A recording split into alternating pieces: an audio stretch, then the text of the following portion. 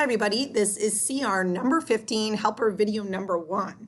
It says, which graph shows the fuel consumption of a truck that gets 16 miles per gallon? Okay, so we are starting to get into graphing and we're going to be looking at lines right after functions. So we want you to get to a point where you really understand how to read a graph. So right now it says we're looking for the fuel consumption of a truck that gets 16 miles per gallon. So the first thing I have to do is understand that per gallon means for one. 1 gallon is per gallon. So gallons are at the bottom here. It's the x-axis on each of these graphs. So I'm only going to be focusing on 1 gallon because I know that it's 16 miles per gallon. So all I'm going to be looking at for each of these graphs is the 1.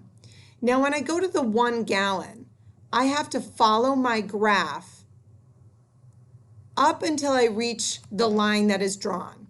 I am then going to go ahead and figure out how many miles traveled it will be at that 1 gallon point.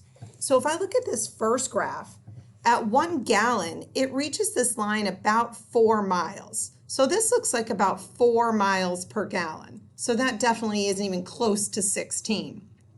Now if I go to B, I follow this line up until I reach my graph. And if you notice, it matches just above the 15 mark. So that looks like it's approximately 16. So that looks like it could be my answer. But I'm going to double check every single one just to make sure. For here, I follow it up at 1 until I reach the line of my graph. If I move that over, I realize this one's 10 miles per gallon. So that's not it. Once again here, I'm going to follow this one up and it's above the 20, so that doesn't match 16. And here at 1, guess what? It's at 0 because that's where the graph starts. So the only logical answer here is B. So go ahead and get used to reading graphs and give this one a try.